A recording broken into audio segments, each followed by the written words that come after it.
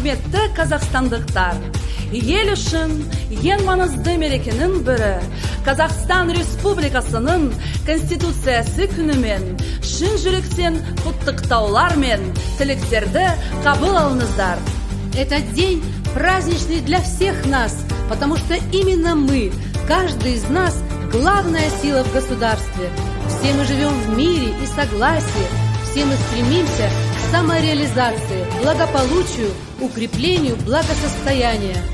Все это возможно только потому, что мы свободны, а эту свободу гарантирует и обеспечивает наша Конституция.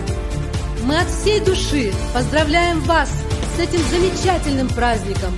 Желаем процветания каждой семье, каждому дому, мира и благоденствия, радости и благополучия. С праздником вас, дорогие казахстанцы!